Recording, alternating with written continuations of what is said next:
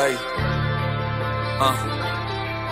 hey, hey, yeah, hey, what a time to be alive. I left them for dead, now I'm living right. No new friends, no new advice. That was high then, but we got bigger heights. We got bigger fish to fry. Bet on myself, then I roll the dice. Man, it ain't a gamble if you know you nice. All right, welcome back to Dawn to Dream Podcast. I'm your host, Ara Amen. This is the #1 podcast in Dallas, Texas, and we have a very special episode here today. We got Madison from the Austin office, and then we also have Mishi from the Dallas office. So super excited to have you all on. Maddie, so you came out here for just a day? Mm-hmm. Okay. Yes, yeah. And what's your day been like? Because you're from Austin. You came here to Dallas, Yes. and you've been already going everywhere. Yeah. What was it like? I feel like a Sydney Kobos. Okay. Yeah, it's just been back to back all day, and it's been nice, providing value to people and what they want to work on in the business. So it's definitely an eye opener to what is to come, and this is only the beginning of my journey. So that's exciting. yeah. So just a little background. We're all in financial services. We help people with insurance, retirement planning, tax-free strategies. I do want to go into your story. I know we've talked about your story, but I think it's always a great place to start. Yeah. Would love to know your background. What was it like growing up? And, who were you when you were a kid? Mm-hmm. So just a little bit about me. I grew up in a small town called Hutto, Texas. It was a very country, hick town, what I would say. So I grew up there, and childhood was great. I feel like my parents did what they could with the parenting styles that they did have growing up, and I feel like they raised me to be a very strong woman and a hard worker. So I don't think I would take anything that they've taught me for granted. My dad was always somebody that was very, I guess I would say, big on feeding me wisdom. Okay. And at this point, I appreciate that so much, because some people don't grow up in the environment and the home that I did. Mind you, it wasn't the best, but like I said, they did what they could. So Cool. Could you do me a favor? Could you tilt the microphone like this? Like this. Yeah. Okay. Cool. And then, so you grew up in a small town, is outside of Austin? Mm-hmm. Outside of Austin. Yeah. And who was Madison in high school? Madison was very quiet. Really? Yeah. You're not quiet right now. No, I'm not. Not at all. Not at all. Very quiet, just to myself. And I felt like I always wanted to stand out in the crowd. I just didn't know what niche was for me. I was athletic growing up, but I wasn't the best at what I did. What sports did you play? I did volleyball, basketball, and track. Okay. And cross country. Were you competitive? Honestly, no, not really. Really? You were quiet. Quiet, yeah. What were you going to say? Sorry. Huh? Were you going to say something? I was just a silent competitor, but I knew, now that I know that I'm competitive in this business, I feel like I could have taken what I've learned now and applied that into sports. So. Cool. So you were quiet. You played sports. Did you have any relationships? Were you popular? What was high school like? I was popular. I was well known. It just wasn't for the right things. Got you. If that makes sense. Got you. Yeah. And then you graduate, and Mm-hmm. what happened after high school? After high school, my parents got divorced, unfortunately. So I feel like that took me down a really emotional path. And growing up, I wasn't really taught how to properly emotionally regulate myself. So I just got out of high school, and growing up, I wanted to be a veterinarian. So I wanted to go to school. I had a whole life planned out for myself. It just didn't work out. So I went straight into the workforce right after school. So. And what did you do for work? I was a bartender. Okay. Yeah. Went straight into bartending at 18, and I decided to move out of my dad's house just out of resentment towards him. And you and your dad are butting heads? Yeah, at that point. Well, how come? Is it just because you wanted to do what you want to do, and dad's pulling you into a different direction? Yeah. Okay. Yeah. It was me living off my own will instead of God's will for me. Got you. So I lived this life for 5 years of just chaos. Got you. Yeah. It was a very dark path that I had gone down. Isn't it interesting how you say just 5 years, but there's people that live their entire life like that and they never snap out of it? Yeah. And okay, so you go into bartending, and you're in the service industry, and we talked about this as well. I was in the service industry also.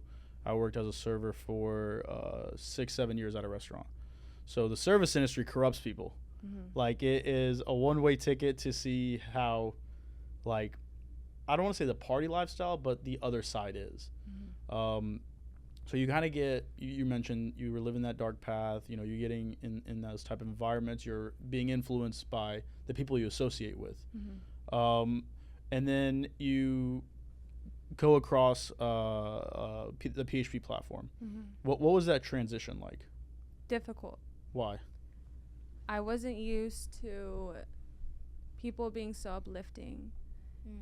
Throughout my whole life, I've come across people that, and I'm not blaming anybody. Obviously, the only person to blame is myself. I really had to take a look in the mirror, and I lost myself completely. But I was around people that dragged me down. And I think we've spoke about this before, but I always felt like God built me for so much bigger. And the people that I was around were dimming my light. I was allowing them to dim my light. So it was just waking up out of that and snapping out of it, snapping out of the insanity was the biggest step for me in the business. It was like a sign of relief that I was finally somewhere where I belonged, around like-minded people that just want to get to the next level in their life. Perfect. I want to let Mishi jump in. Go ahead. I was gonna jump in. So speaking of, how you kind of switched, right? What was that light switch in you that really drove you to be more hungry for the business and really make a change? It was just the fact that, reverting back to me looking at myself in the mirror, I remember how that felt to not recognize who I was as a person.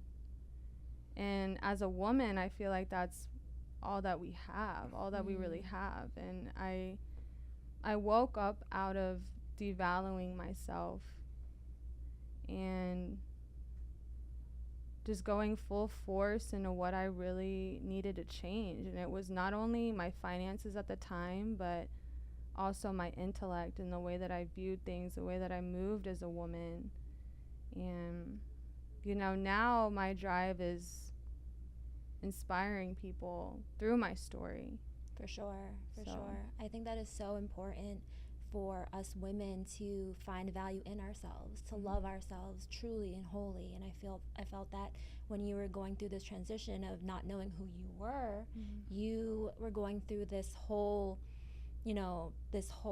path of not loving yourself, not knowing who you are, surrounding yourself with people who you don't really find the same goals with. So I admire that you were, intelligent enough and willing to take a look back at yourself to realize, like, hey, I don't love myself, I'm not happy where I'm at, the people who I'm surrounding myself with, they're not it. So I definitely admire that for you. Thank you. You're welcome. I appreciate it. It's definitely not an easy thing to look at for anyone, not even just women in general, just men and women. I feel like we all have our areas that we do need improvement on, but it's actually putting in the work to get yourself out of that situation and not victimizing yourself and blaming other people for your own actions and 100%. Why you're in your accountability is so key. And what you talked about in terms of how God has something bigger for you, I love that, because there's so many, I'm getting emotional, but there's so many people who don't realize that, I don't want to cry. But in general, there's just so many people who don't realize that and who don't have that opportunity to even grasp that. And I think as we're in PHP, oh my gosh, let me stop crying.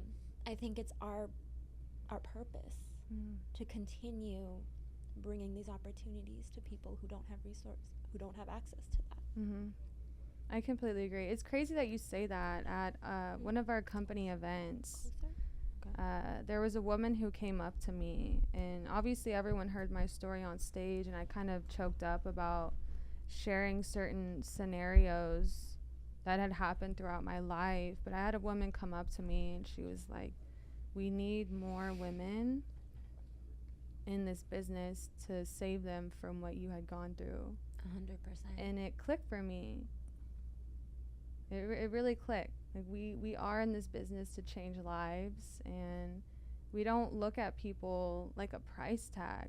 Mm-mm. And I hate how sometimes people view this like that. No, we're in this business to change lives. So I'm excited for the journey. I'm excited to keep going, touch as many people as I can. So, Is it hard for you to talk about your past?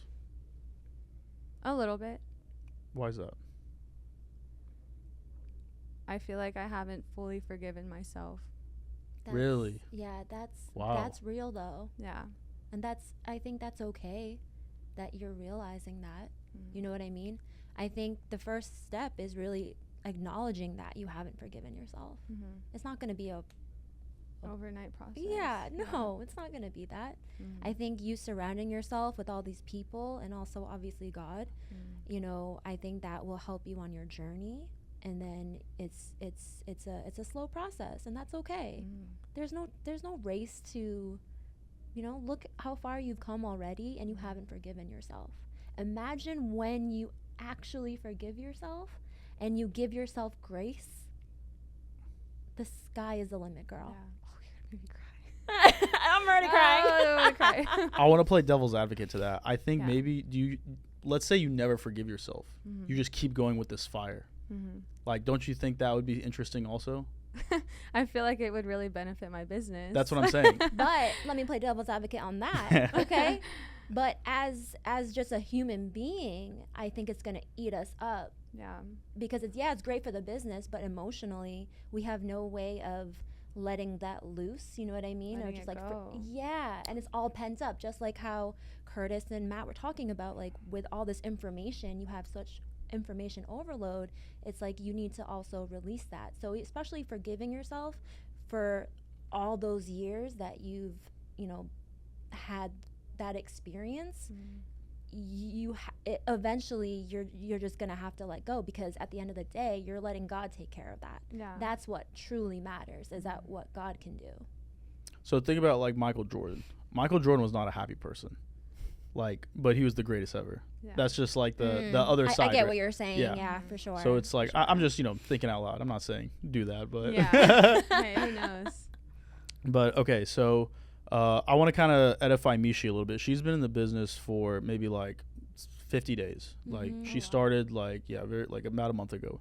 We literally met at one of our mutual friends' concert, and he actually does the theme song to the podcast.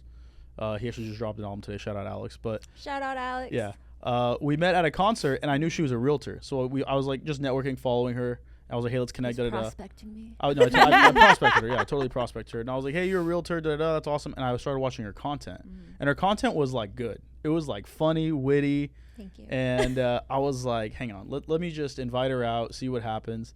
She came to a BOM. I introduced her to Matt, sent her a bunch of Matt's videos, had them have that connection. And then, did after the thing, I was, talking to her, and she was like, I want to pray on it. I was like, okay, cool. Oh, you were one of those. Yeah. I'm just So kidding.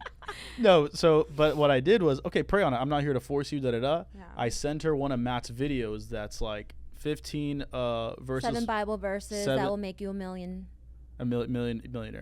So I was like, hey, you want to pray on it? Here's the video to watch. So she watched it, and then the next day she like started blowing me up, and she hasn't stopped since. But she hit director. She's building a team. She is like running full force. Like she's gonna be a future VP, just like your board councils right here, all of us. Someone that's been in the business for 50 days, just running, who is needing advice, wants some direction. What would you tell someone? Because I feel like you're always running, and kind of like what we mentioned transitioning over is that you haven't forgiven yourself, so I feel like you're still running. Mm-hmm. What would you tell someone who's running and how to help guide them so that they run with clear direction? Mm-hmm. Well, be clear on why you're doing the business. Mm-hmm. You know why you're 100%. Doing the business, right? Yeah, for sure. Clarity.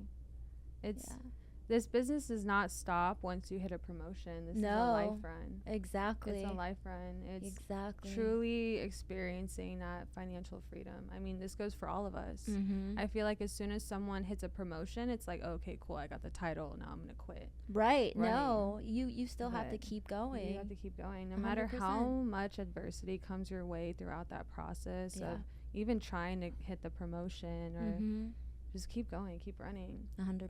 So that's best advice.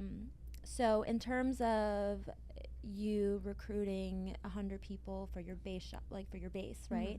What are some techniques or, things that you've been telling people in terms of recruiting them and then keeping them in the business and, helping them run as well? So are you more recruiting, in person, cold calling kind of in person, where you go to networking events, things like that? Or is it more social media or combination? What are you telling these people? It's a combination of both. I love shaking hands with people. So I actually, in the last week, I've gotten 168 prospects.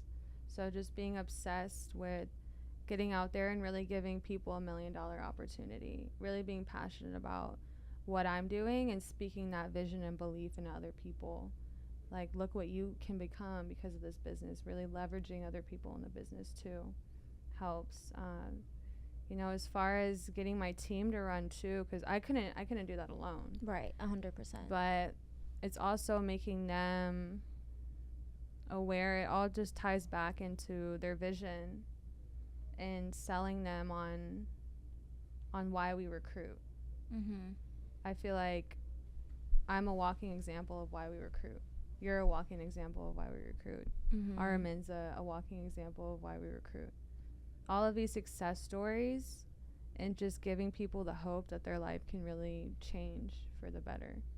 It's not even just looking at somebody like they're a walking price tag. It's really looking at them like, I'm going to build you, and if you stick, you stick. If you don't, then okay, keep going, keep running. Find your next rabbit. I think it's so hard to, especially for new people, right?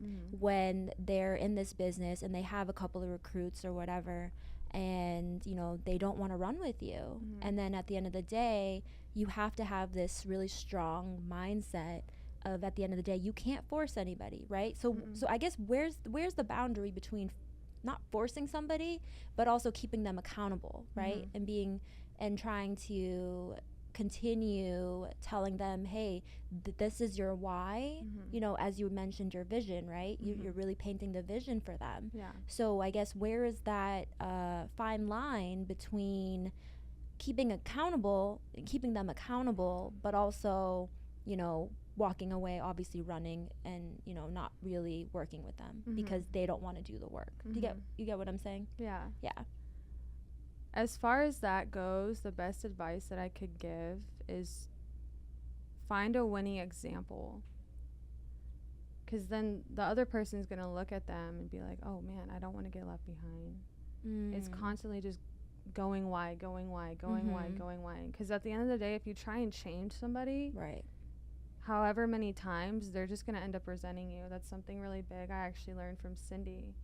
You can't manage something if you're not making anything in the business. So making meaning you're making the calls, you're doing the prospecting. That you're leading from the front. Is that what you're talking about? Okay, yeah. So no, that makes sense. I could bring you in the business, but I don't need you. Yeah.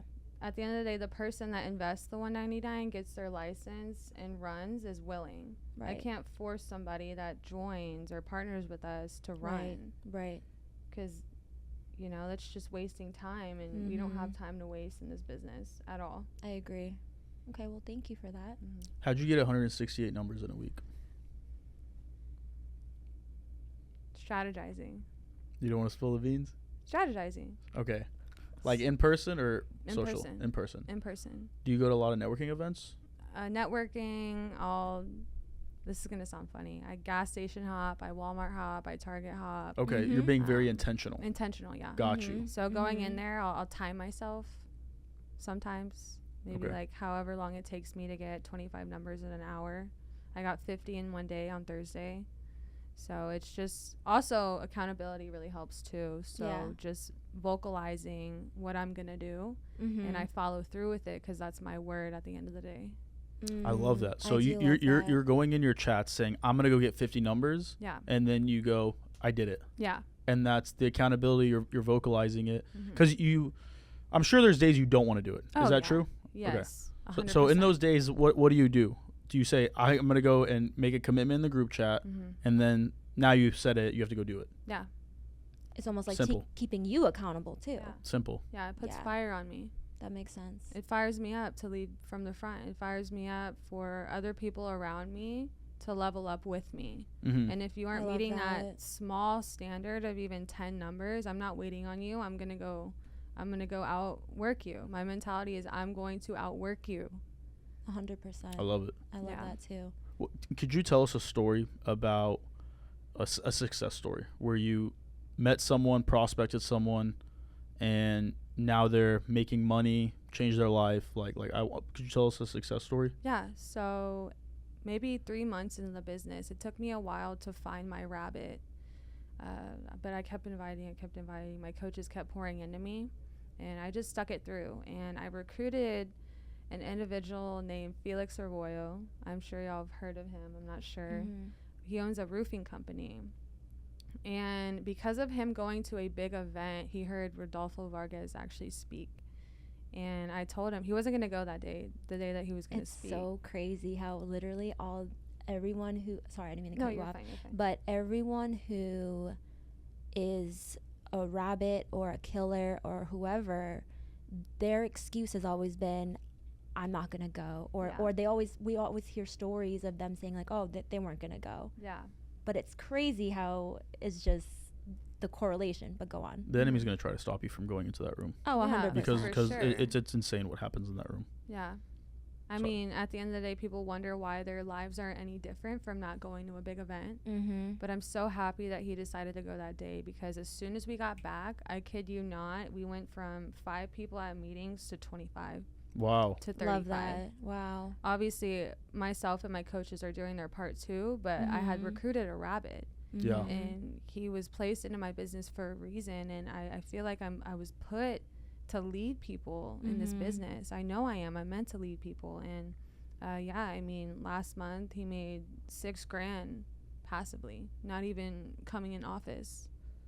So he's not even coming into the office, because No. some people think you got to show up every day and da-da-da. Right. But he's a business owner. He has a business already. Yeah. Because, we're in Texas. We know how I did roofing for a bit too, so I know a lot of, everyone and their mom has a roofing company. But he still has his business, doing his business full time. And he's making $6,000 on a part-time passively, basis. On a part-time basis without even doing anything. Yep. What a scam. Seriously. It's crazy, right? Yeah. What was your experience like going to your very first big event in your conference? Because Mishi's about to go to her first one. She's literally never been to a TTT big event. She hasn't been to like anything. All she's been to is the office.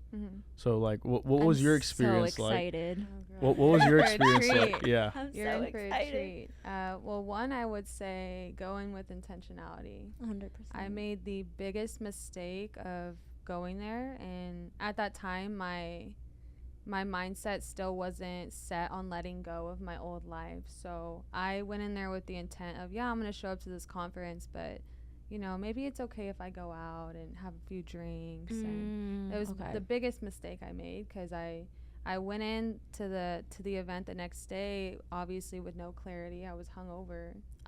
So I might have missed a nugget that would have set me in this business farther than where I'm at now.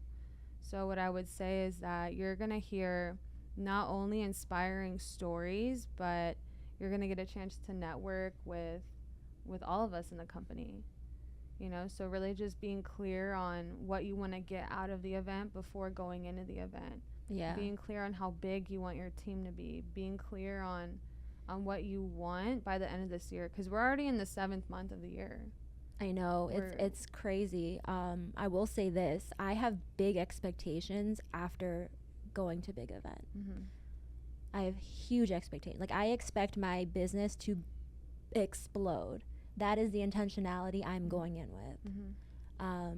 And so that's really that, period. Yeah. How many people are you bringing right now? Locked in 10.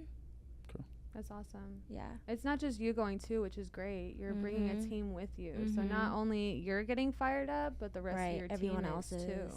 That's something that's so big for me, is that I want my people to hear from people who they can relate to and see those similarities and see how far the speakers on the stage have come from. Because I think it's so important, because all I've been hearing is people have been going to this big event, they hear a story, boom, your life changes, you know? And so I have this whole expectation, and I'm sure my team has that expectation too, to go to a big event with intentionality.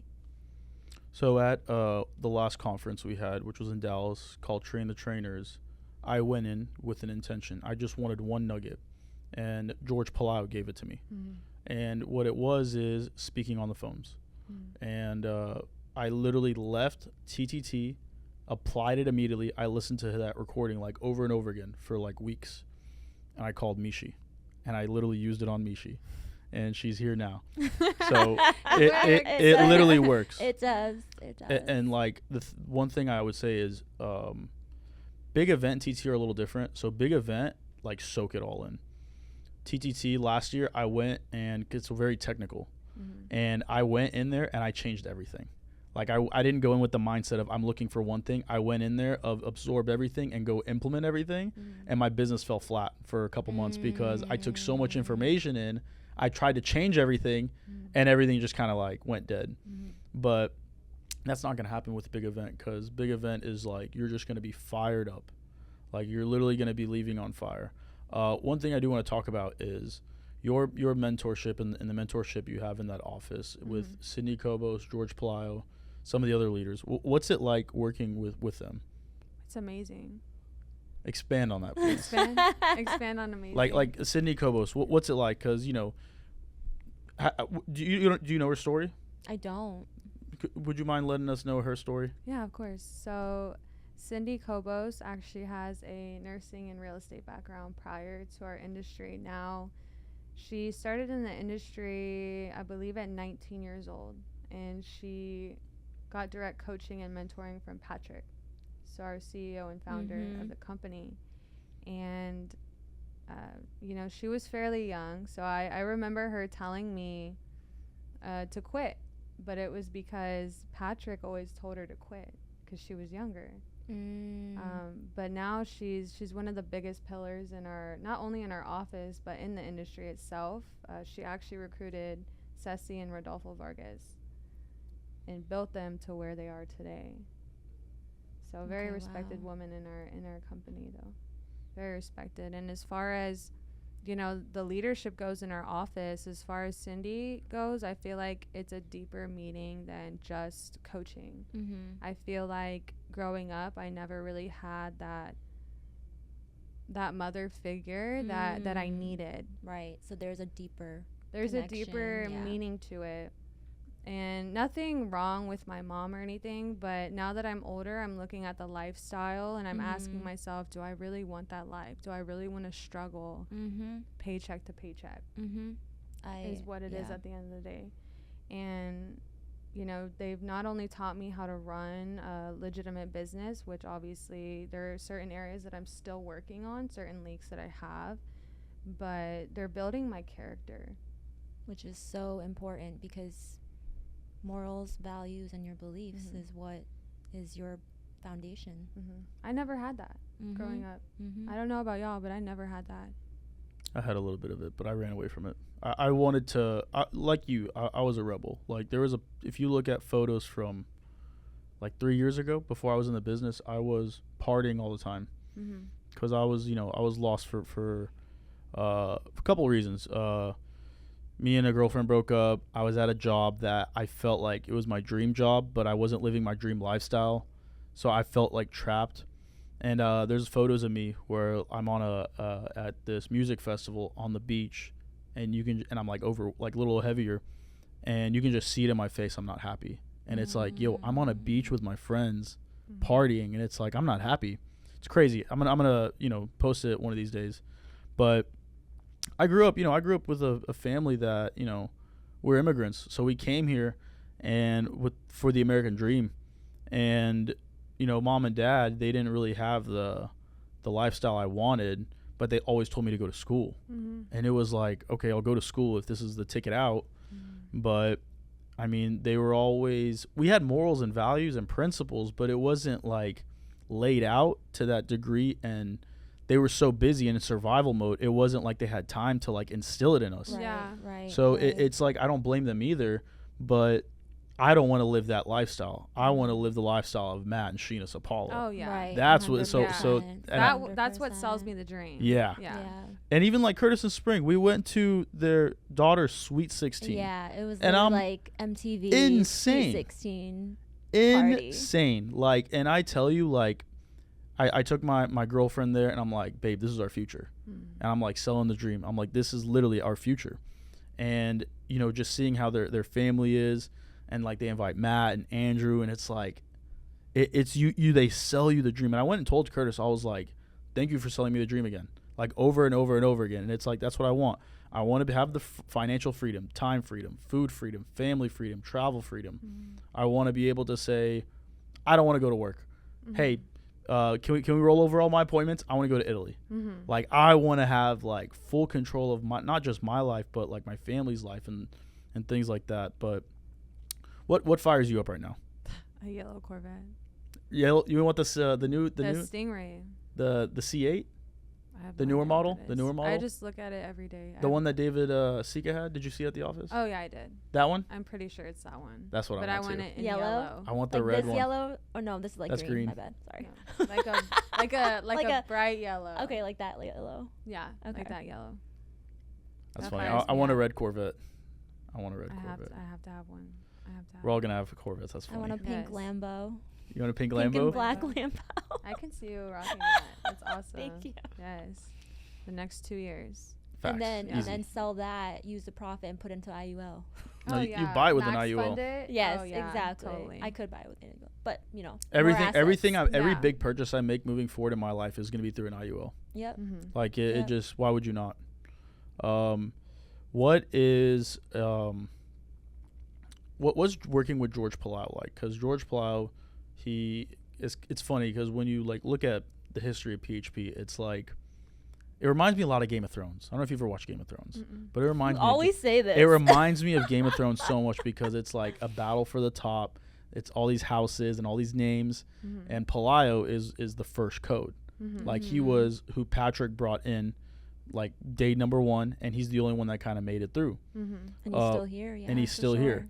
Yeah. And whenever he speaks, it's you can tell he's been through the rough of it, and it's made him better, and it's given him the life he has today. And he's just very clear when he speaks. What's it like being in his office, being under his mentorship also, and the competition? Like, what's it like? I can feel the energy. I can feel the intentionality around every meeting that we have, every redirection that they give us. Not even just George, but all the leaders. They speak based off experience. And what I've learned from being in the office is that if you're not willing to drop down your ego, you're not going to learn anything. You're not going to get anywhere in the business. For sure. So if you're not coachable, Yeah. for sure. if you're not aligned, you're not going to get anything out of the opportunity. So what's the point of even investing the money if you're not willing to learn from them? I mean, they're leaders that have been in the industry for over 5 years. It's not only just the leadership, it's also the environment that we're around. It all stems from you're going to be the product of your surroundings. Mm-hmm. And I know for a fact everyone in that office is going to be a millionaire just based off of the mentorship, because they're teaching us everything that they have done wrong in their businesses. Right, so that you don't make that mistake, which I do love about that. And like do in it general. faster. Mm-hmm. Make a mill faster. I plan on making a mill within the next 2 to 3 years. Same. So you Sooner. can take that to the grave. to be Sooner. honest. What is that? No, Yeah. sooner. Come on, guys. We're gonna do it. It's Yeah, 100% gonna happen. sooner. I'm like, what I love is when Matt talks about how, like, Patrick obviously sold the company for 300 million, and Matt is 100% intentional on making more than what Patrick did. So like I look at the like trajectory, right? And like obviously Pat is larger than life now, but Matt is being mentored by Pat. So, and like obviously Palau and everyone else. So it's like they have the potential to be bigger than Pat. Like the student is always supposed to be bigger than the teacher. Yeah. So, and then like that's going to compound down to us. So I'm like, I have no doubt in my mind we're going to make hundreds of millions of dollars and save the world. What are some other stories that happen in the Austin office? Because the Austin office I haven't been there personally, but the culture looks exciting. The videos look fun. Like it's what's the culture like? Because I know there's like Austin's office is probably up there with culture. So is Maryland. So what's the culture like? What are some stories? What are some things that have gone around that's like exciting, fires you up that happen in Austin? Just being around like-minded people that want to attain the same goal. Okay. It's not only the videos that y'all see, the dancing, but we're also about business. We're very competitive. I feel like we all have some sort of chip on our shoulder that's helping our businesses get to the next level. So it's like we see all of our sidelines competing. And mind you, not everyone competes. So I feel like there should be more competition in our office. But as far as culture goes, we're just very diverse, and I love being able to leverage different backgrounds in the office and being able to actually tell prospects, oh yeah, I know someone that's a teacher. Oh, I know someone who used to be in real estate. But we need more stories like that, not only in our office, but in everybody else's office as well. More success stories. Yeah. I want to open the floor. Do y'all have any questions for each other? Do you have any other questions that you want? I have offline. You have questions. Offline. Okay. All right, no worries. What is something that what's something that you can give advice in regards to being a single young woman, leading like men and couples, and being able to be a leader, where leadership is a really hard role, especially the younger you are, and like I'm sure you're leading people that are older than you. Yeah. So what's that like, having to like earn their respect, being like a young female? Like what's that like? Like explain like advice, things like that. It all stems from leading from the front. As far as numbers go, as far as lifestyle goes, as far as who you associate yourself with. Personally developing every day, making sure that you're taking care of what you need to take care of, priorities, and just pouring into people. I feel like we're all able to pour into people as long as we keep feeding ourselves that information to be able to pour into people. Because at the end of the day, I've learned that you should never allow, especially being a single young woman in business, never allow your emotions to take over. So you lead from the front of your emotions. You don't allow your emotions to lead you, and that's something really big that I am personally working on as a person, and just not allowing adversity either to get in your way. So I don't know. That was good advice.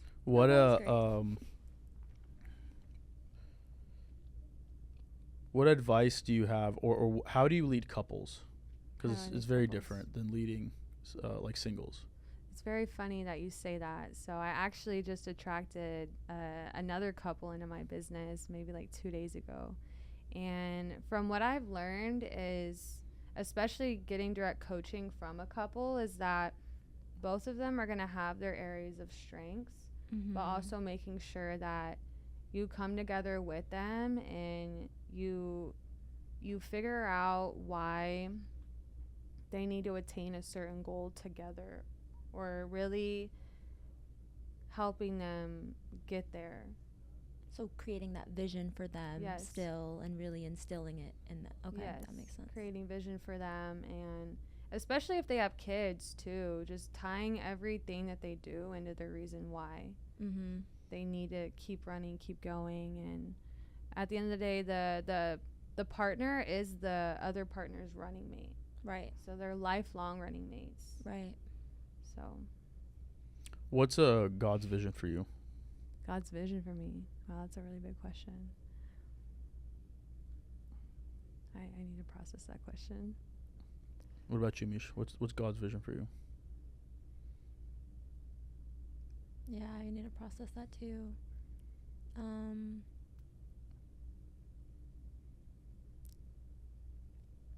Being someone who can change the world, honestly. I know that's so cliche, but being God's servant, living out his purpose for me. Very simple. I feel like if I can be sort of transparent right now, I feel comfortable to share a certain part of myself, if that's okay with y'all. Of course. But through bartending, you know, throughout the years, I've picked up some very, very, very bad habits. So in 2022, my dad had to, and this is a part of me forgiving myself for certain things that I've done, but my dad had sent me to rehab for drinking, because my drinking and drugging got really bad. And now I'm sober. I'm 2 months sober now. So Congrats. Thank you. I'm clear. I was 5 months sober as soon as I got out, but I was in there for about 30 days. And I strongly believe, and I'm still trying to figure it out. I kid you not, I pray every day to God to make that vision more clear for me. But I believe that his vision for me is to pour into others that feel like they don't have any ounce of hope to keep going. I kid y'all not, it makes me so emotional talking about it, but I lost everything. I lost my parents' respect. I burned so many bridges throughout the years, but again, it stems back to Madison actually looking in the mirror and changing certain things about myself. And no one's perfect. No one's ever perfect.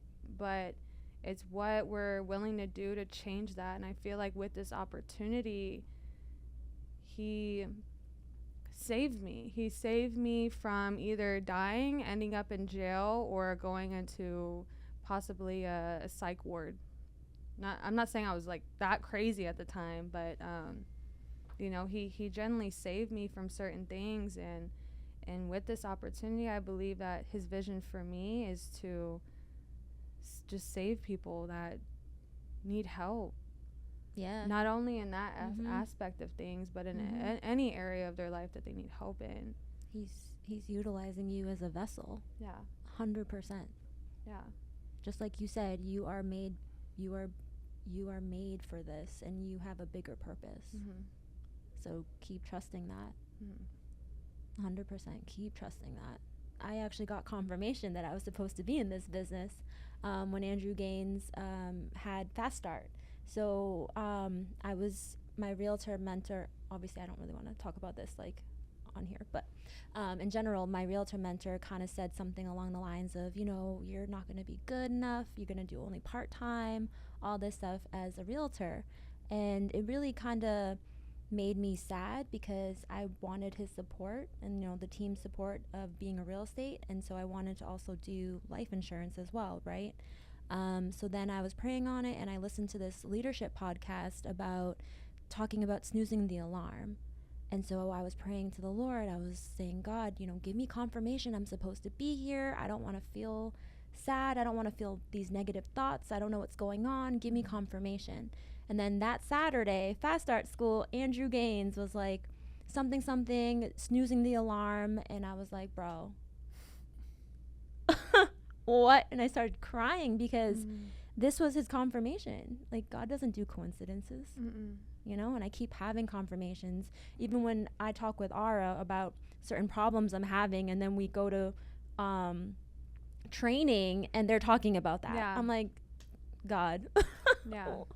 It's like it's like going to church and the pastor is literally talking directly to you. Yes. That's how I feel every day in training. Yes.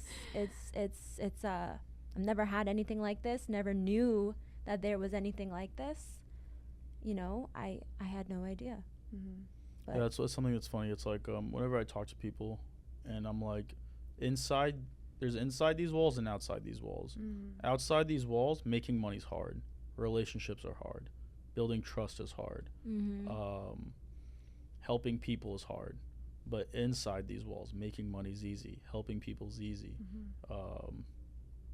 Building relationships. Building relationships. Having like healthy relationships. Like think about how high the divorce rate is, and think about how high the divorce rate is in PHP couples. Yeah. Mm-hmm. It's like, I don't know what the number is, but it's not that high. In regards to you being in real estate, why did you think it was such a good idea to partner with PHP on top of already doing real estate? Well, we as realtors, we're problem solvers. So we are always solving problems. And not only that, in such a saturated market, especially in the Dallas area, a realtor literally is everywhere. And so to stand out, why not add more value to your client, right? Not only that, enhance their asset portfolio. And I think a lot of realtors only have this tunnel vision of, I just have to stick with real estate. But the market isn't that great. And you got to make money somehow, right? So why not get paid between closings? And so it just makes sense, honestly, to partner with financial services, because not only that, there's so many people who don't know about money. We weren't taught this in school. No, we weren't. You know what I mean? And I went to a private school. I wasn't even taught this in school. So it goes to show that public or private, you're not being taught with this information. So even though I'm a realtor, just anyone in general could literally utilize our tools and this education. And I think a lot of people worry right now because of the economy and the inflation going up and all this, that they don't know about these tax-free strategies, or even that there's opportunities like this where you can build additional passive income, generational wealth, all that, and leave your 9 to 5 and have that financial freedom. People look at it as so abnormal, and so I don't know where I got off tangent. Sorry. You're good. Okay. But keep going. But just in general, I feel that people in the real estate market need to partner up, because closings can take from 30 days to 60 days to 90 days. What are you doing? Like, realtors, are you okay? You haven't been paid in months. Are y'all okay? Yeah. And so why not get paid between closings? Why not, build that passive income while you are out here in these streets that aren't that great, So it just makes sense. I don't get why you wouldn't, because you're adding more to your toolbox and you're making yourself stand out more. It's such a saturated market. I get confused why not as many people are doing it, honestly. Maddie, so you said that you introduced a guy named Felix. Yeah. And he owns a roofing company. Why is it important that someone that has a roofing company, a successful business, decided to partner with the firm? Why did he get value doing that? It's gonna sound crazy. He saw me posting a big event, so he wanted to go to Vegas, and I just invited him.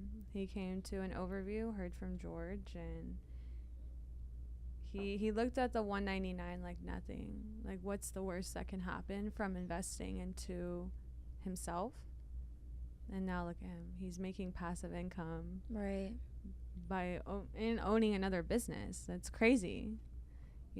Just him just not even thinking about it, just saying, yeah, let me take this leap of faith on myself and see what comes of the opportunity. So So he owns a roofing company. Mhm. He's basically a referral partner, Mm-hmm. and he's just referring clients, and anything he refers, he gets passive income on.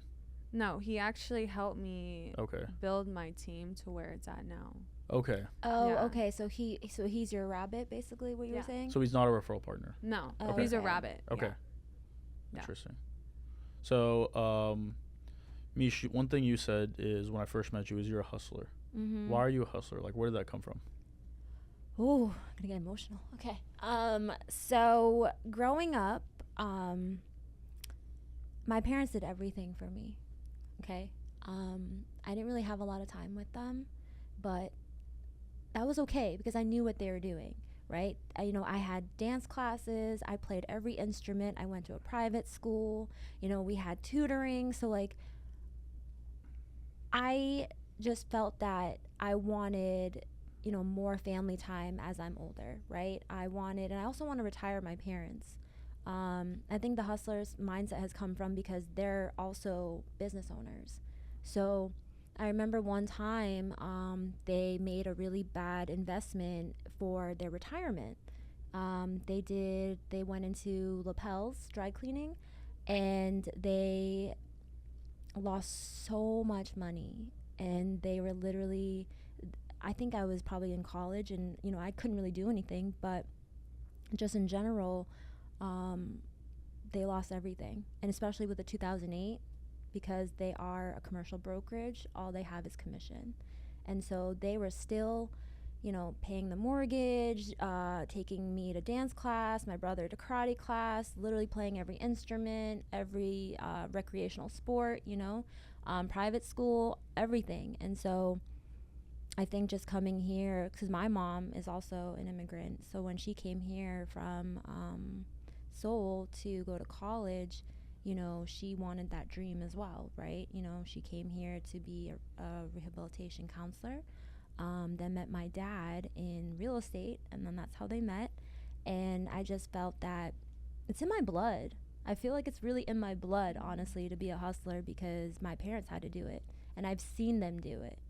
And knowing what they can accomplish, because even though they weren't around, but knowing what they can accomplish is what I want to do for my future family. I don't even know if I even answered the question, but but basically, just them being business owners, I already see how they move, and I know that they made so many sacrifices, and so I feel like I, not that I owe it to them, but yeah, I do owe it to them, And so I realized too that my dad can't even get like a good policy because he's so old. And so I think so I think that I know that now it's my mission to help people get it so much sooner than later. And so, yeah. Maddie, what's your dream life? My dream life.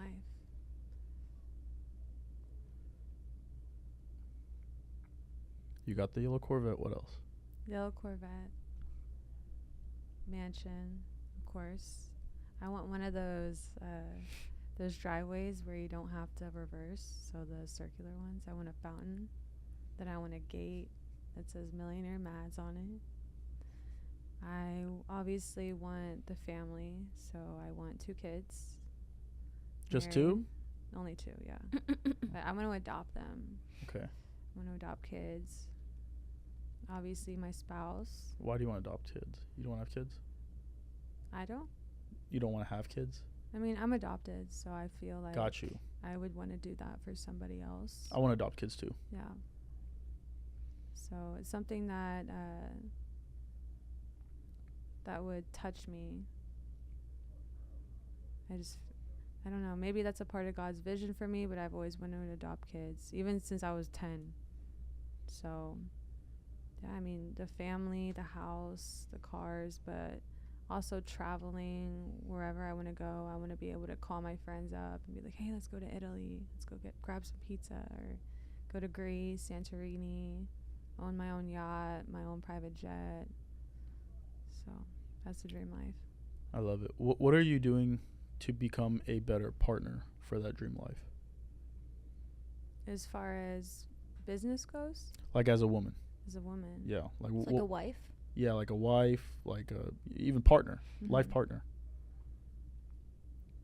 I mean, it all stems from the hustling mentality, knowing that I don't need somebody else. It would be nice to have somebody else, but I know that I can do it on my own. Mm-hmm. That's the way my mom raised me. I mean, obviously my mom is a single woman, but that's the way that she raised me. And I feel like your story as well resonates with me. You know, I grew up not understanding why my parents were gone so much.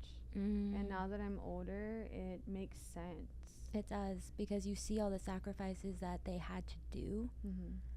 And like part of me kind of blamed them a little bit, right? Because you're like, why aren't you here? Like, you know, you're missing some of my things, blah, blah, blah. But then looking back at it, I was like, wow, you did everything that you needed to do.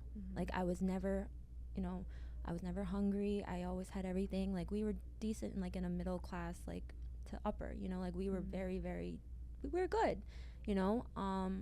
And so I understand why they worked so hard, why they, you know, missed some of my dance classes or whatever.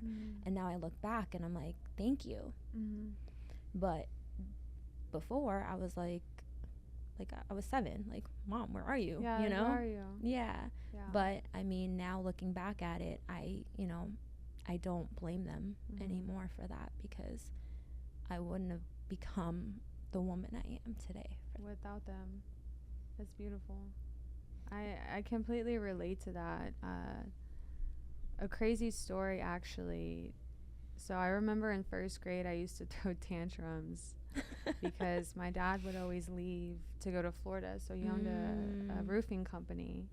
And now that I'm older, I, like you, just want to give them everything. Literally everything. Yes, I held that resentment in for so long, for so many years, but I thank them for instilling that same mentality into me today, and why I really need to go out there and win. I don't care who gets in my way, move. or move. I'll go around. Yeah. I'm gonna go around. Exactly. I will build through you, around you, or with you. So I think to point out what you were talking about in terms of your process of forgiving, right? I think that's a great start of how you've been forgiving, you know, your parents. So I think that's I just wanted to point that out. That's a great first start. step, girl. First step. Yeah, for sure. There's like two versions of you. When we've talked, it's been kind of like quiet, reserved. But then there was a version of you where you were speaking on stage and you just went like bananas, where you just kind of like spoke from the spirit. You were like, I don't want to say you were yelling. You had a lot of energy, a lot of fire, and like everyone standing up, clapping because they resonated with your story. Mishi wasn't able to experience that, but she was literally like, she was one of the non-MDs who was able to speak on stage, and like you got a standing ovation. What did that feel like? It felt like I was meant to be on that stage. I think I told you this on the live, but I had prayed to God before. I had a whole script laid out, rehearsing the whole night before. Completely forgot the script and just looked up. I prayed like 5 minutes before I had to speak. And I was like, God, please just allow me to inspire somebody in the crowd. And something just, the Holy Spirit, I guess, took over me. Oh, it took over you. But I've never connected with people like that before, and just to be able to do that again would be amazing. And I know it'll happen, it'll come. So Why PHP? Why PHP? You know, people ask me that a lot, and the only thing in reality worth fighting for right now is this business. Cindy will tell me constantly, just quit, just quit, just quit. And I'm like, that is the fuel that I need, or that I want to get to the next level. I want to make myself proud. I want to make my family proud. I want to make all the doubters and naysayers shut up. Mm-hmm. You were going to watch me and my team make a mill. Not even just a mill, more than that. Mm-hmm. But why being also knowing that my life, like I had spoke on stage, I had said my life should have been taken in 2022 from drinking and driving. I had hit a cable pole and then I flipped my car into a field 7 times because I fell asleep behind the wheel drunk. But I'm here for a reason. I'm here to change people's lives. I'm here to lead people, and I'm going to be successful. That's why PHP, because this is the only thing that I have to hold on to right now. The only thing. Do you tell people to quit also? Yeah, I do. Do they quit? Some of them did. The strong ones make it. Yeah. Are you testing them? Yeah, I am. Okay. Why PHP? Ugh. I feel like I'm getting so emotional. I feel like God is literally just talking to me, and like I'm getting so emotional. And now when we go to big event, you know, I feel like God is gonna meet me there, and I'm just gonna get so emotional again. I'm not an emotional person, so this is very like, I don't know what's going on. But why PHP? When I first got into this business, I just love the culture. I've never been in something like this. Yes, I was doing Monet for network marketing, but I was never in the office, or because it was very remote, right? Zoom calls and all this, but then it was just very catty and it wasn't that great. But I felt that this culture, it brought so many people from all likes of their background, like all walks of life. And I thought that was very interesting, because when you think of financial services, you don't think of Amazon person making $1 million. You don't think of a Walmart person making $1 million. You don't think of a McDonald's person making $1 million, or, you know, on their way to, or even 19-year-olds making, you know, $500,000. You don't think of that. So when I walked into this, I was very quiet. I remember Ara said that I was very quiet, but I'm very loud. Like, I'm very outgoing, whatever. But when I'm interested in something, or, you know, not skeptical, but really keying in and really thinking about maybe this could be for me. Like, I'm very analytical in a way. But I saw the culture. I heard Matt speak, and that was really, really touching. Just the way he commands an audience is very powerful. And also the fact that it's faith first, you know. When so I'm from Boston. I moved here in 2021. And I needed change. The reason why I moved here was I needed change. I felt that when you grow up in a small state, you don't grow, you don't level up, you surround yourself with the same people you grew up with. There's just no moving forward and moving up. And so I also wanted to get closer to the Lord, and I knew Dallas was a great place because of the mega churches, just that community that I needed.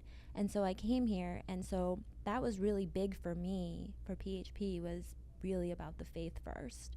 I've never been in a company or even an organization that really put the Lord first. And so that really spoke to me. So that was huge. And then also the serving part. For me, I thought real estate was it. And real estate, yes, I'm still going to do real estate. But I really thought that my purpose was real estate, because I had so many people coming up to me and saying, oh, you'd be an amazing realtor, you're great with people, you're smart, da-da-da. And when you have 20 people coming up to you telling you that, that's the Lord using these people to tell you what you're supposed to be doing. It's confirmation. And so I went into real estate. And then as soon as I got into real estate, I got let go of my corporate job. So God said, no distractions, Mish, no distractions.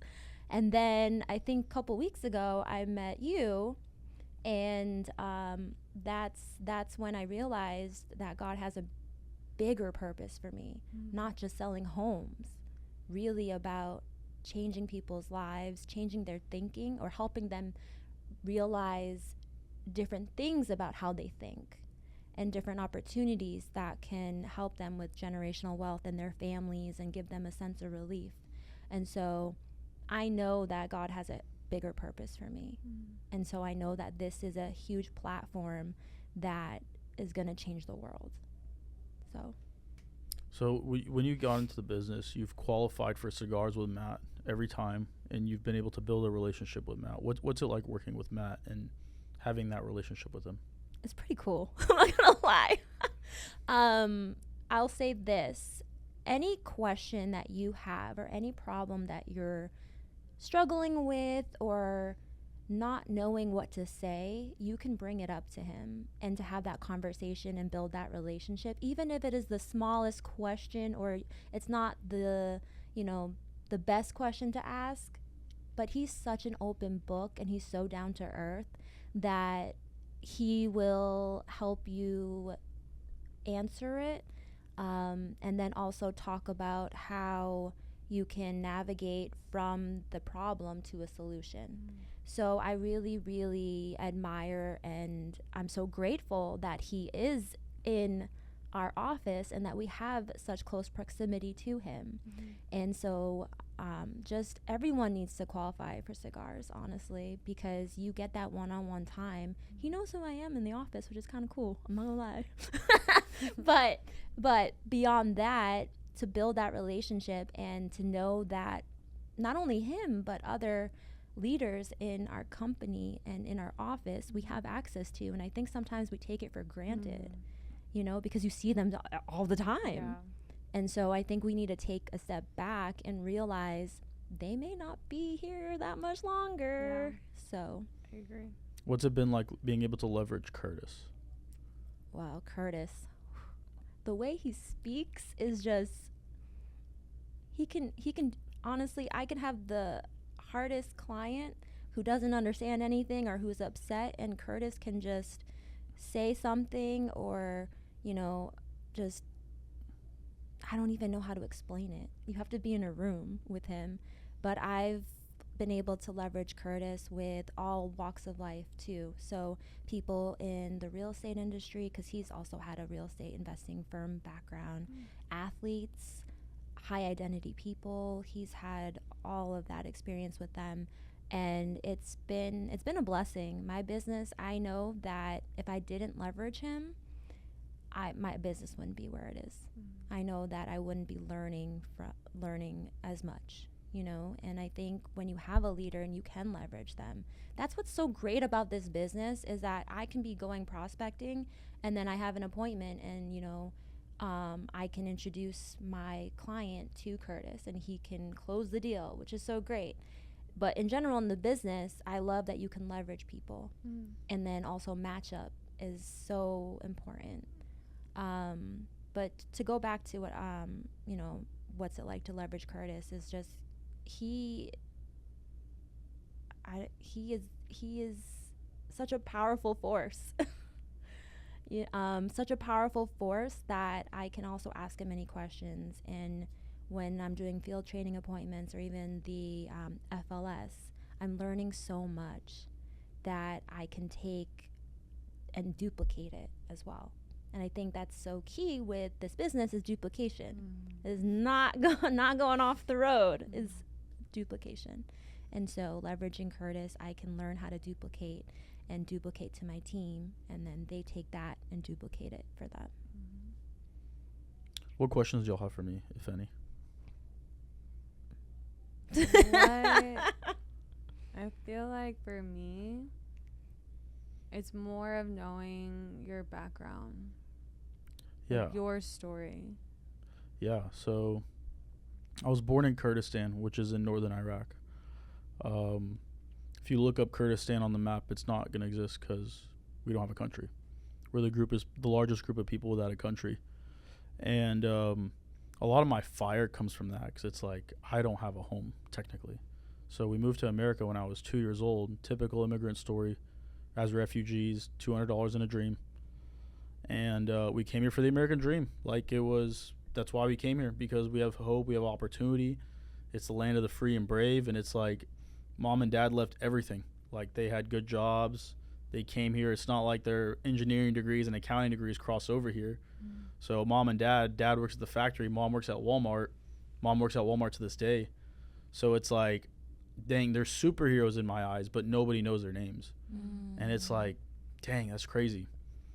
And so, growing up, it's like I didn't really know we're poor, but, seeing them always work, and I, kind of similar to you, it's like I wanted to do sports. I wanted to play basketball. I wanted to like skateboard. I wanted to do all these things, and they would just tell me we don't do that. And I'm like, what do you mean we don't do that?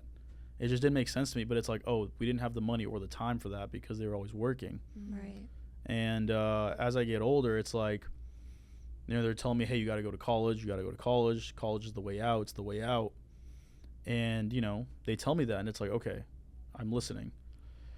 And then in in high school, I kind of start wanting to do my own thing. I want to like party. I stopped taking like advanced classes so I can go and hang out with my friends, have more time for myself. And going into senior year, I was like, oh, shit, I'm not going to get into college if I keep this up. So I started taking a bunch of AP classes, and kind of who I am. It's like cramming at the last second. Crammed at the last second, and did pretty well. Still didn't get accepted into any colleges. So like in my parents' eyes, it was like I just kind of failed. Yeah, it was a I'm failure, like as an immigrant, it's like everything was on the line for me to go to university, and anything I applied to, I didn't get in. And so I went to community college, and I remember taking this like math test to like see where I would place, and I failed it like 3 times, and I had like one more chance. And I took it, and I was like, oh shit, this is like when I'm partying, smoking weed, being like an idiot. And I go and take this exam, and I freaking got like exactly where I was supposed to get. And I was like, oh, thank God. Like literally, it's like when I started believing in God again. And I placed into trigonometry, started taking a bunch of math classes. I wanted to go be an engineer because that was kind of like my dad's dream. Also, I didn't want to be what I picked engineering because I knew it would make the most money, and it was the shortest path. So like doctor or lawyer, I was like, oh, it's a lot of work, way too many years, a lot of payments, a lot of funds. And I knew engineer was going to make some good money. Also, it was the shortest path.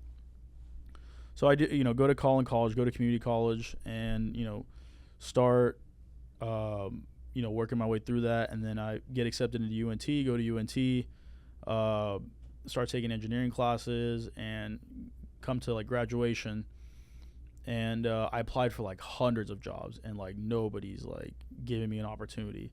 And at a career fair, I met this one lady, and we just hit it off. She gave me an internship.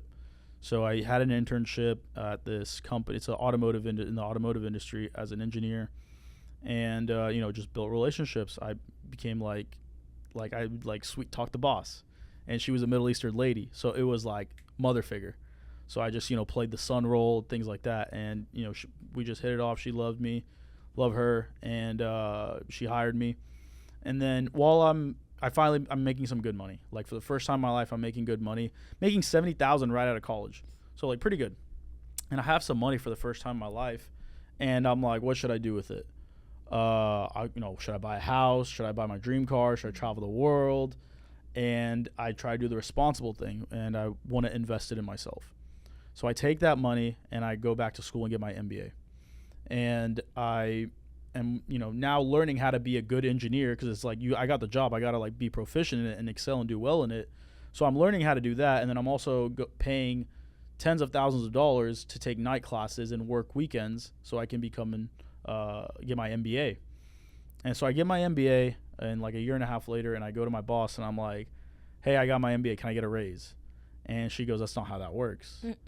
And I'm like, why? Like in my mind, I'm like upset. I'm like, why did I just do this? I was like, why did I just spend this money and this time? I could have bought a house. I could have put that money in like stocks or whatever it was, and I would have gotten a better return on investment. And my parents, God bless them, they're like, no, it's the good decision. You should continue. And they're telling me to continue going to school. Right. I'm like, I don't think this is how it works, bro.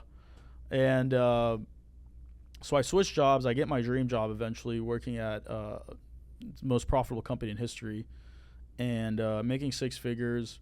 I have the fancy desk, fancy coffee machine, fancy schedule, all this stuff, and it's like something's missing. And the money kind of shuts you up for a little bit, and then you realize this is not enough to buy my dream home. Now it's later, right? So like prices are more expensive. I'm looking at buying houses. I spent all my money on the MBA, so I don't really have any money. So I have to start saving again. I can't buy my dream house. I can't buy my dream car. I'm also partying at this time. So it's like I'm not really being wise with my money. And then I'm trying to figure out what to do. And I'm getting pissed off because all my friends are doing roofing and they're making more money than me and they have more time than me. And I'm like, they didn't go to school. They didn't get this engineering degree. Like, and they have more money and more time than me. It just didn't make sense to me. And so I started doing roofing. And I hit up my friend Tyler. And I was like, hey, man, I know you're doing roofing. Could you hook me up? And he did. He gave me an opportunity. So I was working part-time with him. And I was an engineer during the day, like my dream job, like a very, very high, quote-unquote, high-identity job in, like, the workplace. But at nighttime, I'm knocking doors. So I'm leaving work as an engineer and going knocking doors at night. And that just tells you where the state of America is. You can have a phenomenal job, but you still have to have a side hustle. You still have to make extra income. Yeah. So I'm knocking doors. I'm doing all right. It's like I knew in my mind at that point, it's like, okay, the only way out of this is entrepreneurship. Like there's no other way out because I look at the VPs and directors at the firm or at the engineering company's life, and they're not living the lifestyle I want. They're still working all the time. They're on call. They have meetings at night. Their cars aren't the nicest. I mean, it's okay. They have some vacation time, but it's not like they didn't have real freedom. And also, it's like I know what they make. They're making maybe like $250 max. So that means if I do everything right, in the next 40 years, I might be able to make $250. That's crazy. I'm like, that's not Yeah. like that just doesn't make sense to me. It's not adding up. No. And by that time, 250 is gonna feel like $100,000. So by the time I get there, it's like it doesn't matter. Yep. So in my mind, because that's how I felt whenever I got my engineering job. It's like, cool, I'm making $100,000, but $100,000 doesn't mean anything anymore. Right. So it's like if I'm making $100,000, this is 2001. Cool, I'm living good. But this is not 2001 anymore. Everything is more expensive. So I'm not living that lifestyle I want. And I've been watching Patrick Bet-David's videos for years, for literally 10 years. Whenever I was in college, I would watch his videos. And so he kind of mentored me through videos. And I was like, I literally took what he would say and incorporate them in my life when it came to being an intrapreneur as an engineer, being an intrapreneur in, other areas, like even whenever I was a server. They'd be, I would just take his advice and apply it, take his advice and apply it, take his advice and apply it. And I would literally, that's how I developed and kind of grew as a man and human and a worker and employee. And so then, and I always knew he had PHP. I just didn't know what it was. So I remember I went to php.com and I tried to apply because I didn't know what it was. Because Patrick said, he goes, find a mentor and see if you can work for them so you can shadow them. So I was like, bet, let me find Patrick. Let me try to shadow him. So I went to php.com and I tried to apply, but that's not how that works. So I didn't know that. I had to find like a MD or something. That's funny. So then I see Tyler. So I knew about Matt Sapala. I knew about Ricky Aguilar. I knew about everybody. Like I knew Patrick's network. And one day I see Tyler smoking cigars with Matt. And I'm like, what the hell is he doing with Matt? And he goes, come meet him. So, I just met him, came to the BOM. I was like mesmerized. I was like, wow. Like it was cool because it was like I watched Matt's videos and now I'm getting to meet him. Little did I know he's been here for like years. He was been there for like 2 years. And I just ran with it. I was like, because I started doing roofing and I knew that if I just continue knocking enough doors, eventually people are going to know that I'm a roofer and the referrals are going to come pouring in because that's what everyone else did. Right. So while I was doing all this math, everyone's just knocking doors and eventually they got some jobs and then they got referrals. And now they don't have to knock doors anymore. They're just doing business off referrals. So then when I saw that the PHP platform was the same thing, but like had a way bigger impact with people's finances, and I was like, dang, makes sense. Eventually you just do enough and you get referrals, and that's literally how any business works. Also, another bit of that story is my mom got cancer. And so, like, nobody talked to us about life insurance with living benefits. So I'm seeing my mom go through this, and she still has to go to work. So I'm like, and I felt helpless because I didn't have any money. So I'm like, there's nothing I can do. So mom and dad, like, our family's, like, financially in this situation. And there's nothing I can do. Like, I felt so helpless. And, like, that's when I was, like, on the tail end of partying. And I'm just like, I don't know what to do. And I started praying. Like, the beginning of 2024, I just prayed every day. And prayed every day for 2 weeks. And January 14th, I walked into that office. And it just was the craziest thing, because it was like, man, if someone would have just talked to us about this, life would be just a little different. Mm-hmm. And, you know, it's just nobody talked to us about it. So I'm like, okay, that's why I'm here. I'm here to make sure that other families don't go through that situation, so that not only do they recover in peace, but it's like, hey, you don't have to struggle financially, because, like, kind of like you also mentioned, it's like some people don't ever recover. Like, something, you're an accident away, you're a stock market crash away, you're a car accident away, you're a diagnosis away of not just your family, but your whole legacy. Mm-hmm. Generations to come, bro. Like, mm-hmm. like that could stop with you. Like, think about how many families where, let's just say they all died in a fire, that whole family's legacy's done. Yeah. Like, that family is just done. That last name just stopped. So why are we here as immigrants, right? You have a Hispanic background, right? Mm-hmm. So it's like our families came here for that opportunity. So that's why I'm here. It's like, and that's what I love what Patrick did. It's like, not only did he cement a name for his last name, but he's giving so many people the opportunity to create that, to create that legacy. And it's like, bro, no, it's Game of Thrones. Like, we're literally here to take over. Like, and it's like my last name. It's like House Amen. We're coming for the top spot. We're gonna take over the world. We're gonna save the world. And not only that, we're just gonna help people. So it's like we have all the good guys under PHP, and there's, like, bad people out there, bro. There's the evil people with money. Like, right. I mean, we can get super deep into that, but we know what's going on in the world with politics, with, like, wars and big pharma and the military industry complex. Mm-hmm. Like, I'm very aware of all this. Mm-hmm. So it's like the only way is through, crazy enough, it's life insurance. Like, is entrepreneurship, life insurance, tax-free strategies, putting more money in people's pockets, because when you have money in your pockets, then you're able to walk away from situations that don't serve you. Yeah. So when you have money, you can make better decisions for yourself. You can feed yourself better food. You can give yourself a better diet. You can take, like, better information in, because if you're like, your kids are going to public school, they're getting fed bullshit information. Right. It's like, no, I don't want my kids to hear that. I don't want them to know that failure is an option. Yeah. Like, I was talking to this guy named Mike Powers, and he recommended a book called Conversations with God. And I was listening to that book, and it says that when we're young, we're taught that failure exists. Like, kids don't know failure exists. When kids want something, they just go after it. They don't know no is an option. But we learn that no is an option. We learn that a failure is an option. And it's only because we go to school and we realize, oh, we get grades, we can fail this test. So they like subliminally program you into thinking failure is a result. Mm. So I went on a rant, but that was great. That was great. I'm getting fired up just standing here. Get me on the field right now. Yeah. Yeah. But I want to ask you an offline question, but we'll just don't ask right now. Okay. Any other questions, or what else is on y'all's mind? That really fired me up. Cool. Well, thank you, ladies. I appreciate y'all's time and the value it brings. Of course. Thank you.